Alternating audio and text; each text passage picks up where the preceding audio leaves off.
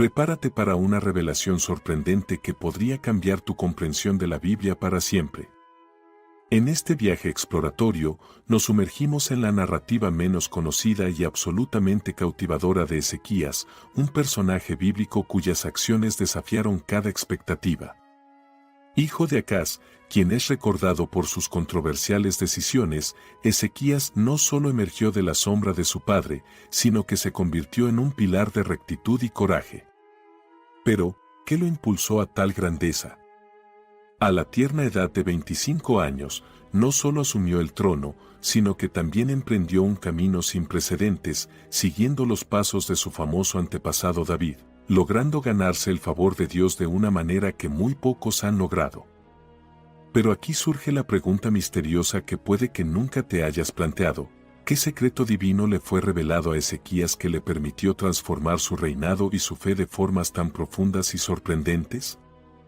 Contra todo pronóstico, llevó a cabo reformas y tomó decisiones que no solo marcaron un antes y un después en la historia de su reino, sino que también dejaron una huella indeleble en la narrativa bíblica.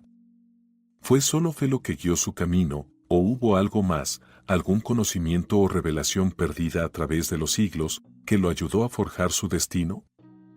Descubre cómo, a través de sus desafíos y adversidades, Ezequías no solo se mantuvo firme en sus creencias, sino que también logró inspirar a generaciones futuras con su incuestionable devoción y liderazgo. Pero aún queda una incógnita que explorar. ¿Qué impacto tuvieron sus acciones en el panorama espiritual y político de su tiempo, y cómo es que su historia ofrece lecciones que aún resuenan en la actualidad? Acompáñanos en este fascinante relato, donde la fe, el poder y la transformación personal se entrelazan en la vida de un rey que desafió las expectativas y cambió el curso de la historia. ¿Estás listo para desentrañar los misterios de Ezequías y descubrir las verdades ocultas que podrían alterar tu percepción de la fe y el poder divino? La madre de Ezequías, Abi, fue testigo de cómo su hijo emprendió un camino inimaginable de rectitud. Los detalles de este viaje, descritos en 2 Reyes 18, 1, 3, desafiarán tus creencias y despertarán tu curiosidad. Acompáñanos y descubre el asombroso secreto detrás del éxito de Ezequías, un secreto que promete no solo intrigar tu mente sino también inspirar tu espíritu. No puedes perderte esta historia de fe, poder y transformación divina. Pero Ezequías no fue solo un hombre de fe, fue un reformador. A diferencia de muchos antes que él, se atrevió a abolir altares paganos y derribar ídolos, como los postes de Aserá, símbolos de adoración que desviaban a las personas de su verdadero propósito. Además, destruyó un artefacto antiguo: la serpiente de bronce hecha por Moisés, conocida como Neustán. En Números 21, 8 a 9 leemos sobre el origen de esta serpiente. Era un símbolo de curación y salvación, pero con el tiempo, lo que era un emblema de liberación se convirtió en un objeto de culto idolátrico. Ezequías se dio cuenta de que incluso los objetos más sagrados pueden convertirse en ídolos si se malinterpretan. Su decisión de destruir la serpiente de bronce fue un acto simbólico poderoso que demostró su inquebrantable lealtad a los mandamientos de Dios y su deseo de purificar la fe de su pueblo, como se describe en 2 Reyes 18, 4 a 5. Ezequías no solo eliminó los lugares de adoración paganos, sino que también rompió las imágenes y postes de Aserá y aplastó la serpiente de bronce. No solo confiaba en el Señor, sino que también se apoyó en Él con confianza, estableciéndose como uno de los reyes más devotos y admirables de Judá, sin igual antes o después de él. En medio de las crónicas oscuras de infidelidad y atrocidades cometidas por los reyes de Israel y Judá, la figura del rey Ezequías surge como un faro de esperanza, un verdadero respiro. Este hombre notable se distinguió no solo por su fidelidad, sino también por su impresionante habilidad para prosperar en todos sus empeños. La constante presencia del Señor en su vida era evidente, como se relata en 2 Reyes 18, 6-7, y el Señor estaba con Ezequías, quien tuvo éxito en todo lo que emprendió.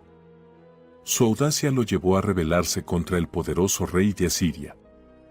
Ezequías se negó a ser sometido y, gracias a su valentía y estrategia militar, logró importantes victorias sobre los filisteos, expandiendo su territorio desde las torres de vigilancia más solitarias hasta las ciudades fortificadas y pobladas.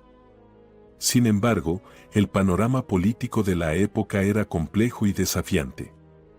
En el cuarto año de su reinado, Salmanasar, rey de Asiria, inició un asedio devastador contra Samaria. Después de 3 años de resistencia, la ciudad cayó. Este significativo suceso ocurrió en el 6º año del reinado de Ezequías, ilustrando los conflictos de aquellos tiempos. El pueblo de Israel, que no obedeció la voz del Señor, sufrió un destino amargo, fueron exiliados a tierras extranjeras, dispersándose entre Hala, Gozán y las ciudades de los medos. La situación se volvió aún más dramática en el 14º año del reinado de Ezequías. En este punto, Sennacherib, el despiadado rey de Asiria, lanzó una feroz campaña contra Judá, conquistando todas las ciudades fortificadas excepto Jerusalén. Ante esta abrumadora amenaza, Ezequías tomó una decisión difícil: enviar un mensaje de sumisión al rey de Asiria, prometiendo soportar cualquier tributo impuesto. El precio de la paz fue alto, 300 talentos de plata y 30 de oro, una cantidad que obligó a Ezequías a vaciar los tesoros del templo del Señor y el palacio real. En ese momento, incluso quitó los recubrimientos de oro que él mismo había colocado en las puertas del templo del Señor, una decisión que reflejaba tanto su desesperación como su resistencia. Sennacherib, el formidable sucesor de Salmanasar y conquistador de Israel, ahora dirigía su mirada implacable hacia Judá, poniendo a Ezequías en una situación precaria. Desafortunadamente para Judá, las cosas no salieron como se esperaba. Sennacherib, con su imponente fuerza, devastó todas las ciudades fortificadas de Judá, dejando solo a Jerusalén de pie, un bastión solitario de resistencia. En este escenario de desesperación, Ezequías, quizás dándose cuenta de que había subestimado la situación, admitió su error e intentó negociar con Sennacherib, ofreciendo un sustancial rescate para ahorrar a su pueblo un destino cruel. La demanda del rey asirio fue astronómica y Ezequías se vio obligado a vaciar los tesoros del templo, quitando el oro en un gesto de desesperación. Pero, como en muchas historias de fe y prueba, cuando todo parecía perdido, la escena cambió. Dios estaba a punto de entrar en escena, rodeando Jerusalén con su poder y probando la fe de Ezequías. Sennacherib, no satisfecho con el rescate o impulsado por una ambición desenfrenada, decidió atacar Jerusalén. Envió una delegación con un ejército formidable para exigir la rendición de la ciudad.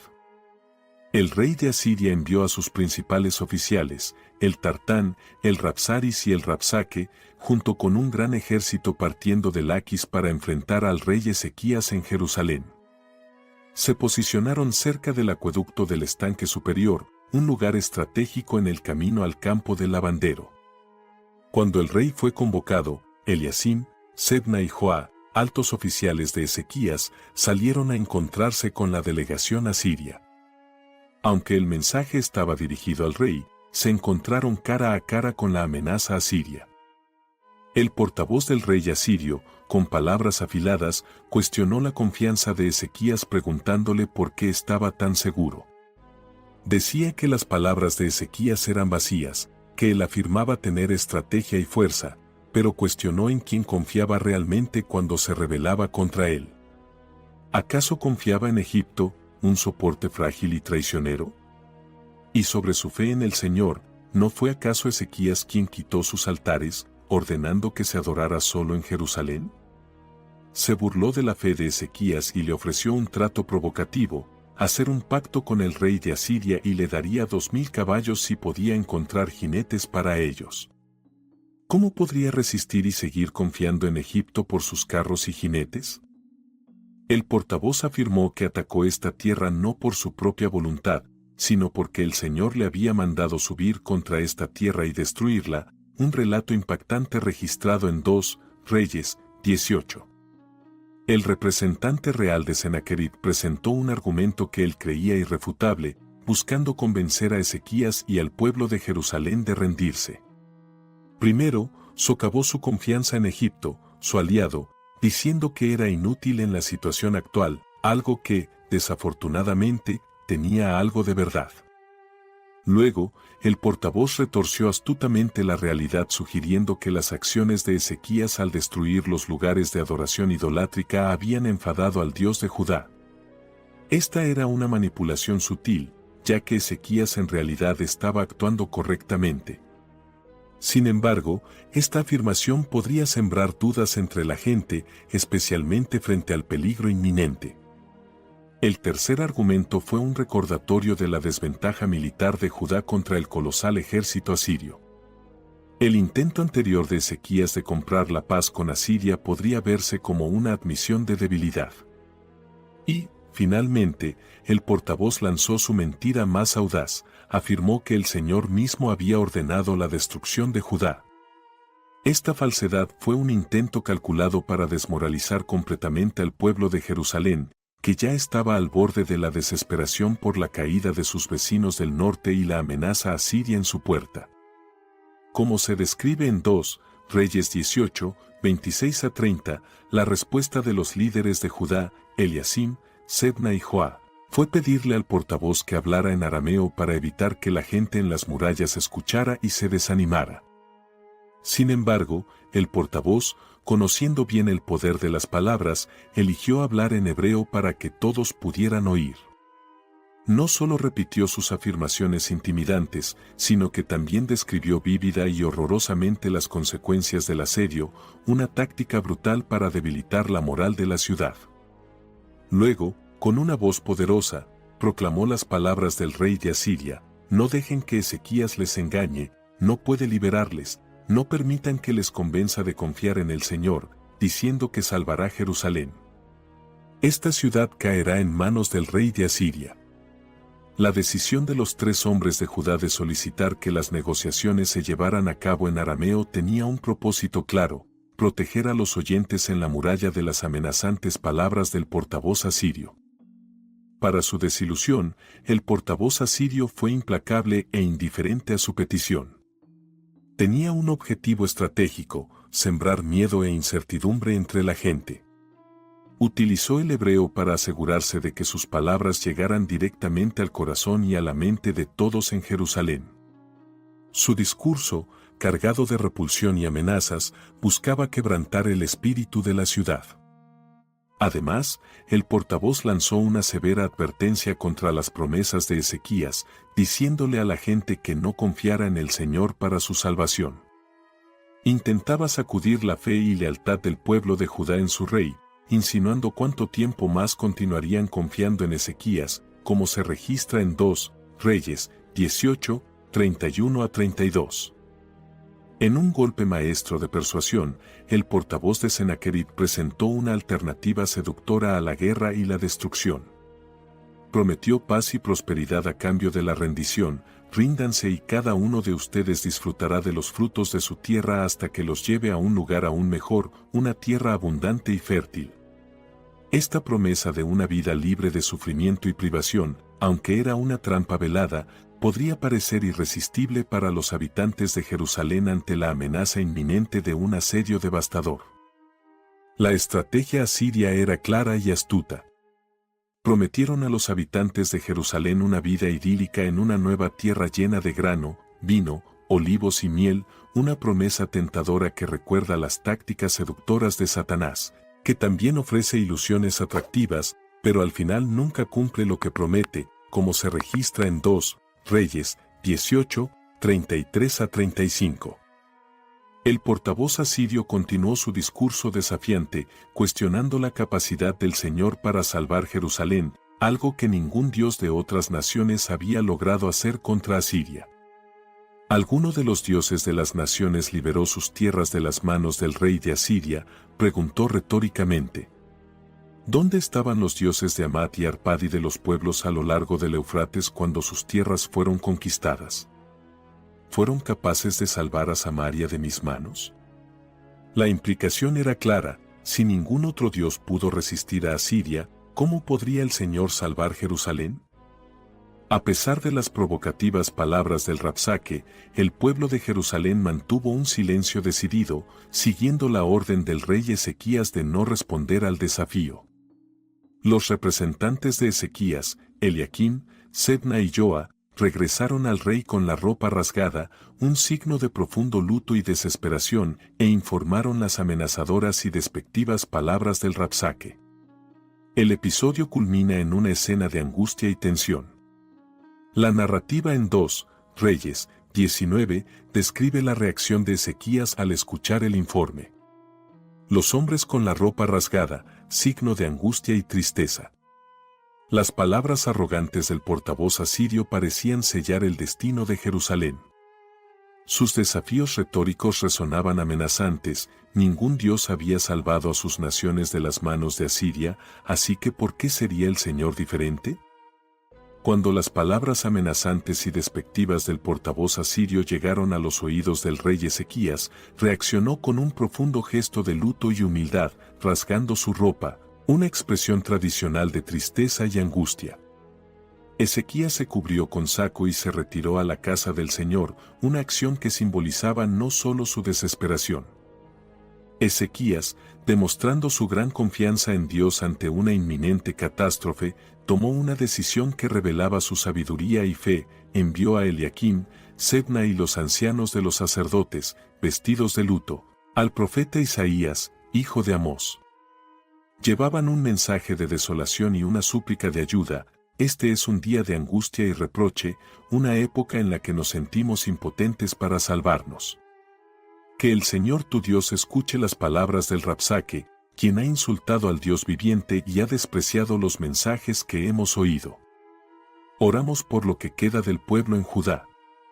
Ezequías, a pesar de haber seguido fielmente los caminos del Señor y haber restaurado la adoración en Judá, se encontraba ahora en un momento de silencio divino. Este momento histórico nos recuerda que la fidelidad a Dios no nos protege de las adversidades, sino que nos prepara para enfrentarlas con fuerza.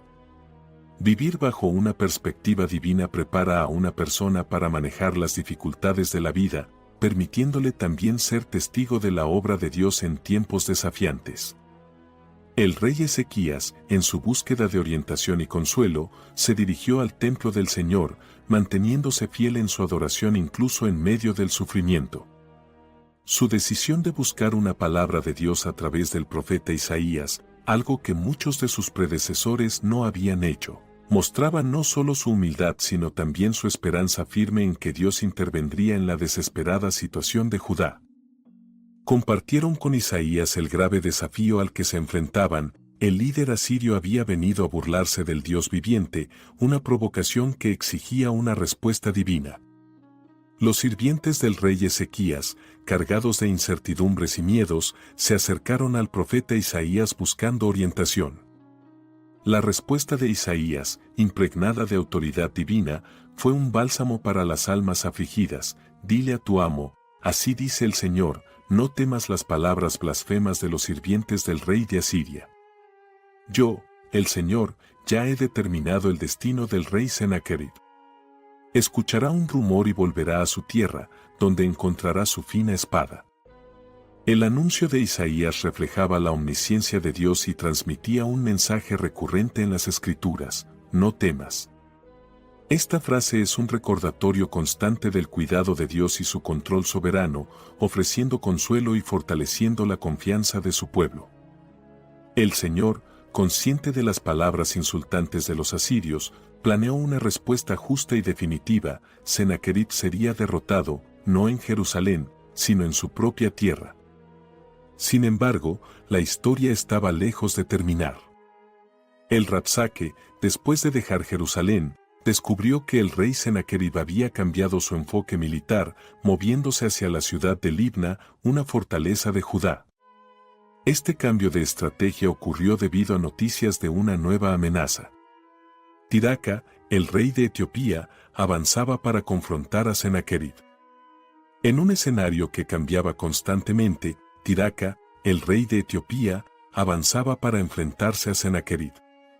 Ante esta nueva amenaza, Sennacherib envió más mensajes a Ezequías, insistiendo en sus amenazas y burlas. reafirmó que Jerusalén no escaparía de su destino, al igual que otras naciones sometidas por los asirios. Puso ejemplos de reinos y pueblos que habían sido destruidos, buscando mermar la confianza de Ezequías en el Señor. El rey asirio, ocupado con confrontaciones en Libna y atento a la creciente amenaza de Tiraca, todavía encontró tiempo para intimidar a Ezequías, asegurándole que regresaría a Jerusalén después de enfrentar estos desafíos inmediatos. Esta combinación de estrategia militar y guerra psicológica está narrada en 2 Reyes 19,14-19. Frente a la amenaza inminente y las burlas de Sennacherib, Ezequías, rey de Judá, encontró refugio y fortaleza en la presencia de Dios. En lugar de caer en la desesperación, llevó la carta del rey asirio al templo, la colocó delante del Señor y realizó una ferviente oración. No era una simple súplica, era un reconocimiento de la majestuosidad y autoridad divina. Señor Dios de Israel, que estás sobre los querubines, comenzó Ezequías humildemente, sometiéndose al Rey de Reyes. Ezequías no solo reconocía la soberanía de Dios sobre los reinos de la tierra, sino que también recordaba al Señor su relación única y especial con Israel. A diferencia de los dioses de las naciones conquistadas por Asiria, que no eran más que ídolos hechos por manos humanas, el Señor era el verdadero creador, el arquitecto de los cielos y la tierra. En ese momento de intensa oración, Ezequías se presentó ante Dios no solo como un rey terrenal buscando ayuda, sino como un siervo recordándole al Señor su poder y sus promesas. Al implorar a Dios que salvara a Judá, Ezequías no solo buscaba preservar su reino, estaba pidiendo a Dios que reivindicara su nombre y poder ante todos los pueblos de la tierra. El desafío de Sennacherib no era solo un ataque político, era un asalto directo al carácter del Dios vivo. Ezequías comprendía que la liberación de Judá por parte de Dios no sería solo una victoria militar, sería un testimonio incuestionable de la supremacía del Señor sobre todos los dioses y naciones. Su oración, registrada en 2 Reyes 19,20-28, es un modelo de fe y confianza en Dios, un ejemplo para todos los creyentes que enfrentan adversidades y buscan la intervención divina en sus vidas. Después de la ferviente oración de Ezequías, Dios habló de nuevo a través del profeta Isaías. La respuesta del Señor no fue solo una garantía, sino también un reproche poético y poderoso contra Sennacherib, el arrogante rey de Asiria. Isaías trajo estas palabras al rey Ezequías. Así dice el Señor, el Dios de Israel. He escuchado tu oración acerca de Sennacherib. La palabra del Señor contra él es esta: la doncella hija de Sión te desprecia, Sennacherib, la hija de Jerusalén menea la cabeza en burla hacia ti. ¿Contra quién has osado levantar tu voz y alzar tus ojos con soberbia? Fue contra el Santo de Israel. Esta respuesta divina ilustra el desdén celestial frente a la arrogancia humana. Dios, a través de Isaías, se burló de Sennacherib, destacando la soberanía indiscutible de Dios sobre las naciones. El rey asirio, en su blasfemia, no solo se mofó de Judá y de Ezequías, sino que también desafió al mismo Dios de Israel. Su arrogancia, reflejada en sus palabras de que con sus carros había ascendido a las alturas de las montañas y cortado árboles majestuosos, era pura ilusión ante el poder de Dios.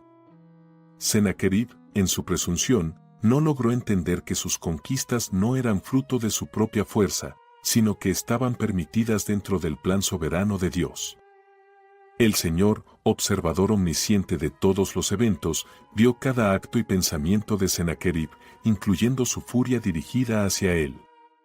El rey asirio, aunque se consideraba un poderoso actor en el escenario mundial, estaba a punto de descubrir su verdadera insignificancia ante el Señor.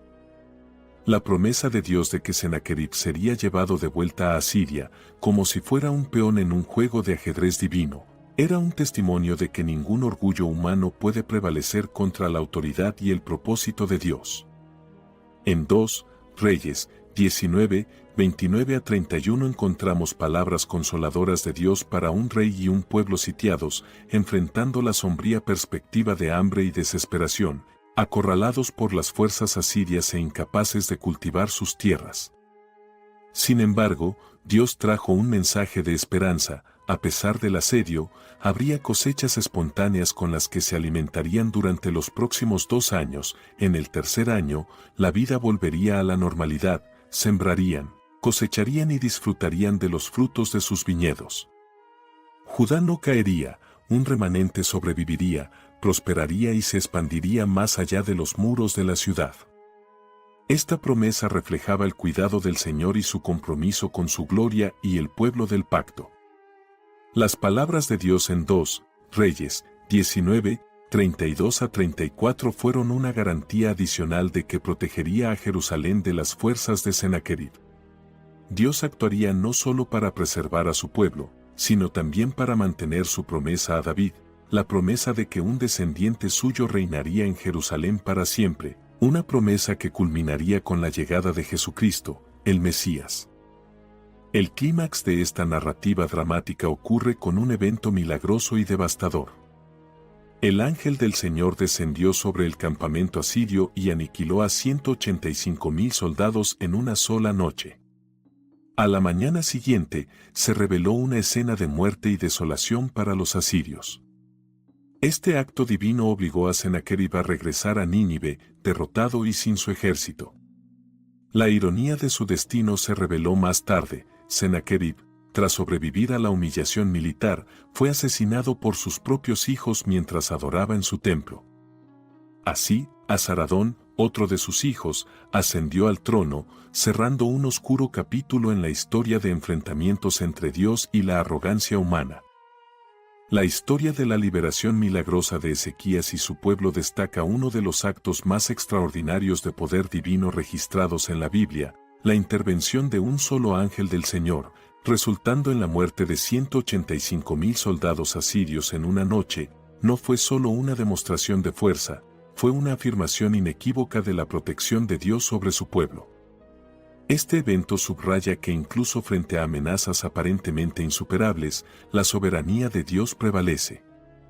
El final de la historia de Sennacherib lleva una profunda ironía. Aquel que había burlado al Señor, proclamando falsamente que Dios no podría salvar a Jerusalén, encontró su fin de una manera inesperada, asesinado por sus propios hijos mientras realizaba rituales en su templo. Sennacherib tuvo una última revelación: su Dios no pudo salvarlo, ni siquiera en su propio santuario. Esta narrativa no solo reitera la supremacía de Dios sobre todos los poderes terrenales y deidades falsas, sino que también nos invita a reflexionar sobre nuestra propia fe y cómo la expresamos. La música ha sido un medio poderoso para conectarse con lo divino a lo largo de los siglos. Por lo tanto, para profundizar en esta reflexión, surge una pregunta: ¿qué himno de adoración te ha ayudado a sentirte más cerca de Dios? Esta pregunta nos anima a pensar en cómo la música puede ser una expresión de nuestra fe, un vehículo para nuestra adoración y un camino para sentir la presencia y protección de Dios en nuestras vidas. Si te ha gustado, no olvides suscribirte para apoyar nuestro trabajo y dejar tu comentario y tu me gusta para difundir este mensaje cada día más. Gracias.